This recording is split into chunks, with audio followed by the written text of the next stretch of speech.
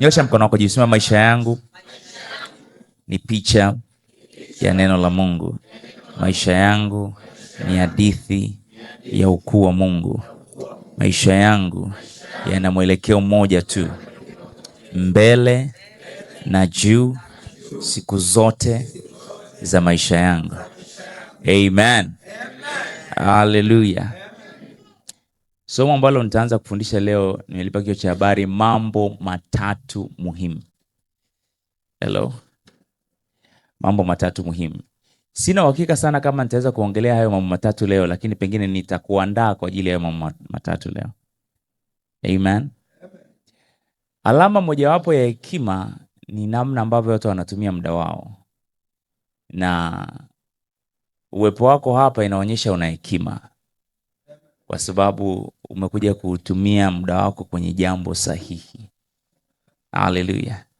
Saidia kumwangalia jirani yako ukitabasamu, mpe pongezi kwa kuwepo mahali hapa jioni ya leo. Hallelujah. Amen. Mambo matatu muhimu. Na nikasema kwamba kabla sijaongelea mambo matatu muhimu, nitakusaidia kukuonyesha umuhimu wa mambo matatu kabla sijaongelea. Kwa hiyo kama nikiweza kumaliza kuonyesha umuhimu, tunaweza tukaanza.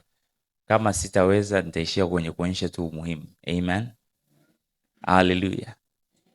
Moja ya alama za hekima ni tabia ya maandalizi. Tarudia tena. Moja ya alama ya hekima ni tabia ya maandalizi. Tabia ya maandalizi.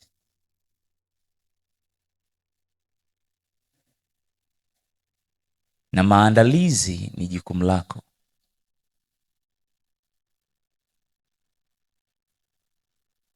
Mithali 16:1 inasema maandalio ya moyo ni ya mwanadamu, lakini jawabu la ulimi latoka kwa Bwana. Maandalio ya moyo ni jukumu lako. Hallelujah. Sijui kama umeshai kuwaza hichi kitu, lakini kwenye maisha haupati unachotaka, unapata kile ambacho unajiandaa kwa ajili yake. You don't get what you want, you get what you prepare for. Pengine kuna baadhi ambao wapo ni wanafunzi, nikiuliza wangapi wanataka kupata A, wote watanyosha mikono juu. Lakini watapata A sio wanaotaka kupata A, watapata A ni waliojiandaa kwa ajili ya kupata A. Hello. Kama inahitaji maandalizi kupata A shuleni, inahitaji maandalizi kuwa baba bora, inahitaji maandalizi kuwa na ndoa njema, inahitaji maandalizi kwa ajili ya mafanikio, inahitaji maandalizi kwa ajili ya chochote chema ambacho ungekitamani kwenye maisha yako. Hallelujah.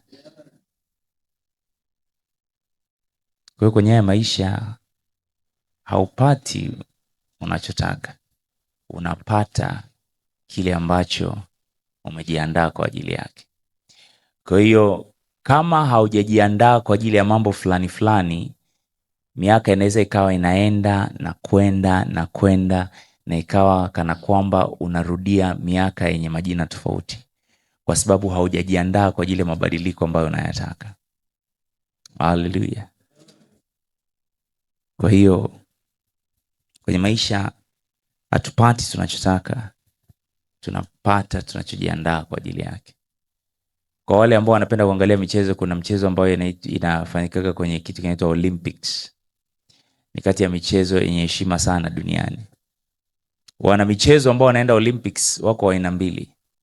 Kuna ambao wanataka kushinda mchezo wanaoenda kucheza, na kuna ambao wanataka kuweka rekodi mpya za ulimwengu kwenye huo mchezo. Maandalizi yao ni tofauti.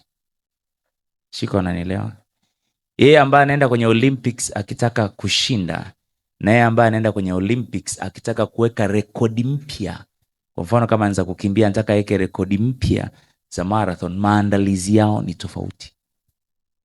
Aina ya matokeo ya maisha yako inategemeana na aina ya maandalizi ulionayo. Kwa sababu tunajua kwamba kabla ya tangazo la hadharani kuna maandalizi ya sirini, si ndio? Hello? Kabla Roho wa Bwana hajatangaza kusema huyu ni mwanangu mpendwa nipendezaye naye, alifichwa kwa miaka 30. Haleluya. Sema nasikia. Kwa hiyo kama unataka ushinde maisha, kuna maandalizi. Kama unataka uweke rekodi mpya kwenye maisha, unahitaji maandalizi tofauti pia vile vile. Haleluya. Lakini kabla sijaendelea kuongea sana, ni vizuri nikatafsiri maandalizi ni nini. Nilikuwa naongea na watu jana, nikawapa mfano, nikasema kulikuwa kuna marafiki wawili, Peter and Paul. Wote walikuwa ni wanasheria na wote walikuwa ni marafiki wa karibu, walikuwa wanacheza basketball pamoja. Kwa hiyo siku moja jioni, wakati wanaongea, Peter akamwambia Paul, see you tomorrow in court. Paul asubuhi akavaa nguo zake za mazoezi, akaelekea kwenye uwanja wa basketball, na Peter akavaa suti na tai, akaelekea mahakamani. Kwa sababu neno la Kiingereza court ni mahakama na court ni uwanja wa basketball wazo. Kwa hiyo litumika neno moja, lakini huyu hakuelewa huyu anamaanisha nini na huyu ali Haleluya. Kwa hiyo kabla sijatumia neno maandalizi tukapishana kama Peter and Paul, ni bora tutafsiri kwanza hayo maandalizi ni nini. Amen. Na nitafundisha kwa wepesi sana. Maandalizi ni mchakato wa kujiweka tayari mapema. Yeah, that's a simple definition of maandalizi. Maandalizi ni mchakato wa kujiweka tayari mapema. Kwa sababu sio tu kuhusiana na kuwa tayari, ni kuhusiana na kuwa tayari mapema. Kuwa tayari kwa ajili ya nini? Tayari mapema, kama uliweka nukta unaweza kusema tayari mapema kwa ajili ya, kwa mfano, kazi, nafasi, fursa,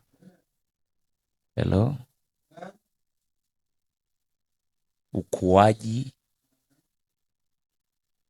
na wakati ujao. The future, you need to prepare for it. Amen. Preparation. Sio kama wote mmepata hiyo tafsiri au nirudie tena? Maandalizi ni mchakato sawa wa kujiweka tayari mapema kwa ajili ya kazi, nafasi, fursa, ukuaji, changamoto, wakati ujao. Amen.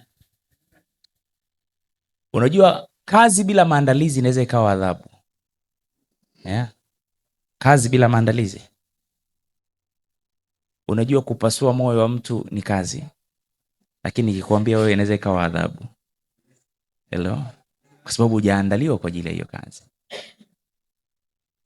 Fursa bila maandalizi si kitu.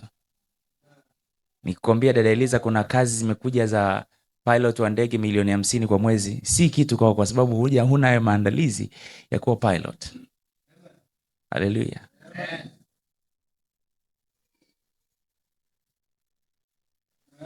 Nafasi bila maandalizi inaweza ikawa gereza. Amen.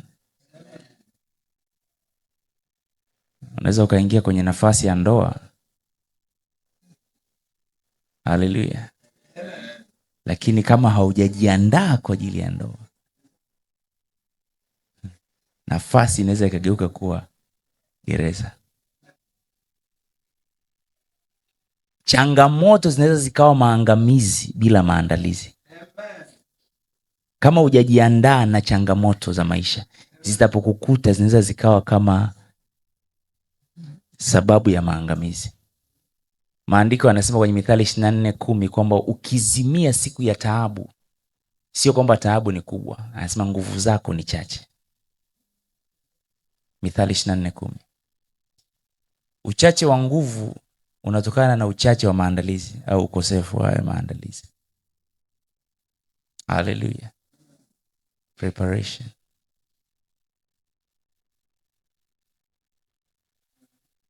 Preparation. Mbele yako maandalizi. Haleluya.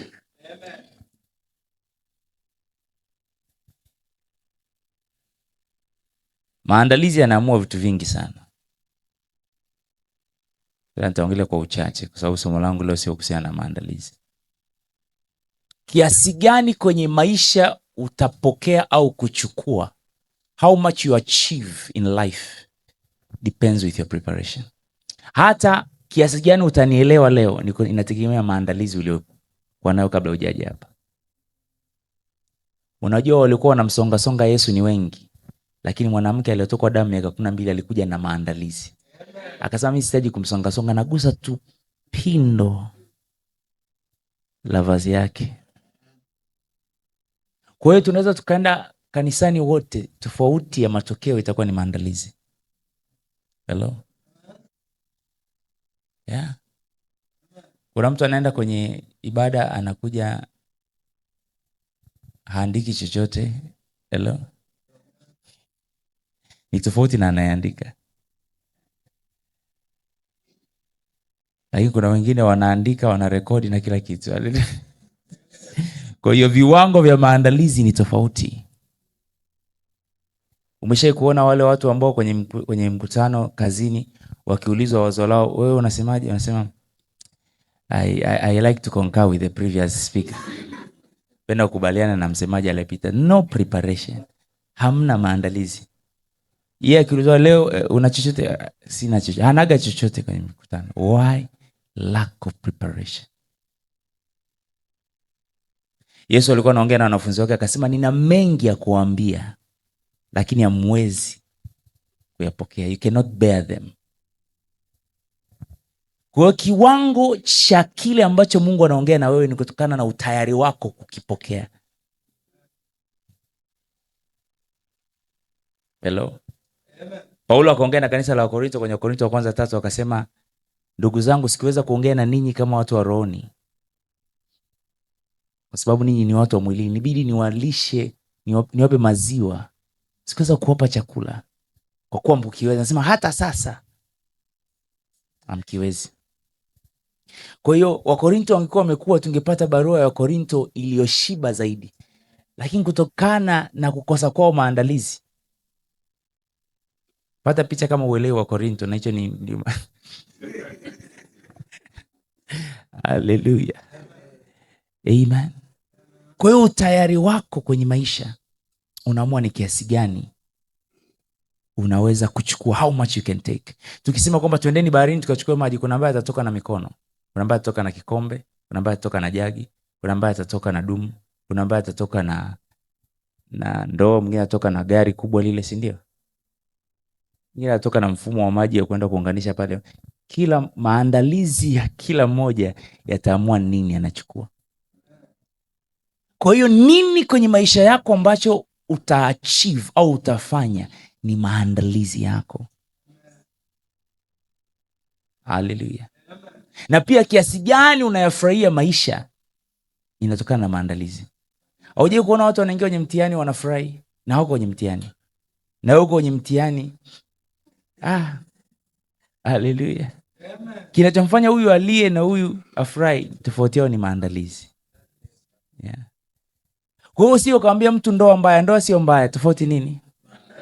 Haleluya. Amen. Nitaruka hapo.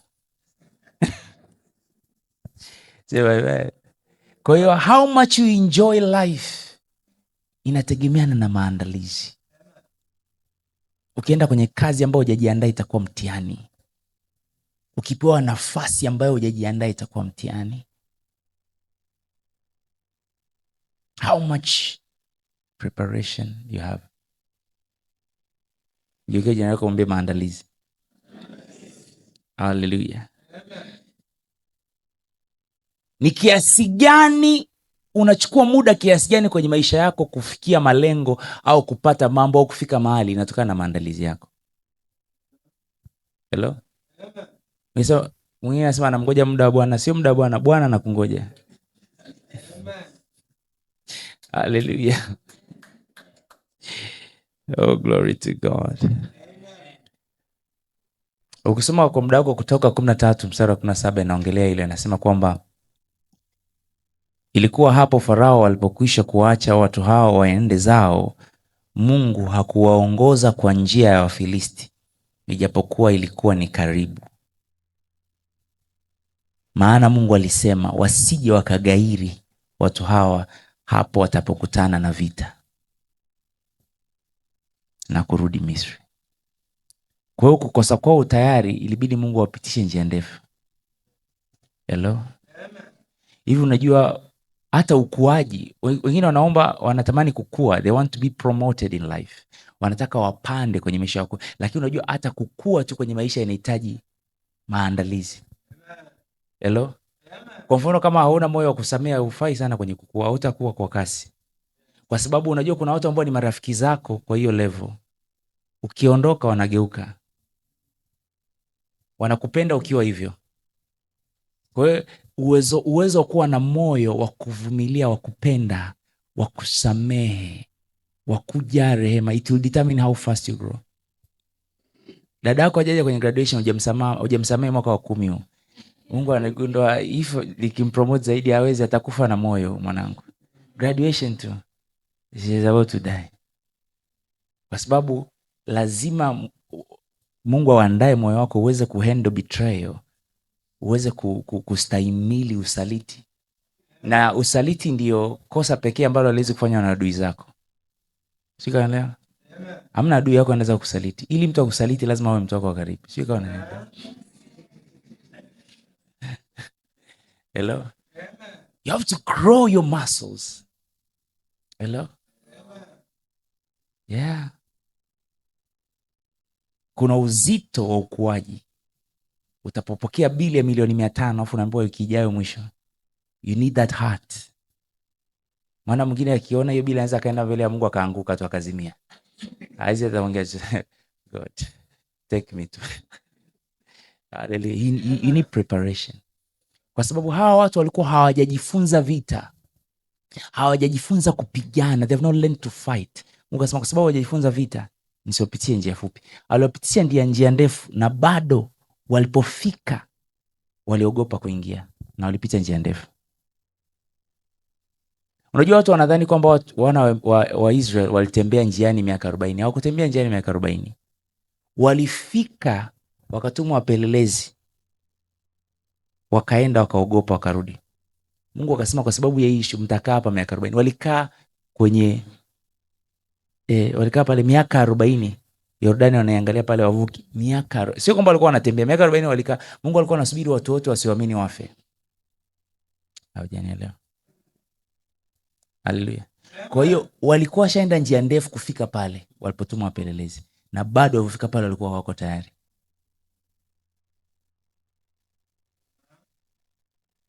Haleluya. Yeye ndiye anakuambia maandalizi. Neno la Mungu linatuandaa kwa ajili ya vile ambavyo Mungu ameandaa kwa ajili yetu. The word of God prepares you for what God has prepared for you. Ndio maana anasema kwamba kwenye Matendo 20:32 anasema na wakabidhi katika mikono ya Mungu na kwa neno la neema yake ambalo laweza kuwajenga na kuwapa urithi pamoja na wale wote waliotakaswa. Kwa hiyo kabla hujapewa urithi, anasema kwanza neno la kujenga kwanza, linakuandaa kabla hajafanya ushering ya kukabidhi urithi wako. Haleluya. Mungu amenipa neema ya kuwa na watoto. Mmoja wa mtoto wangu akiniomba gari nitampatia, lakini itakuwa la plastiki ambalo anaweza akalibeba mkononi, kwa sababu ndio utayari alionao.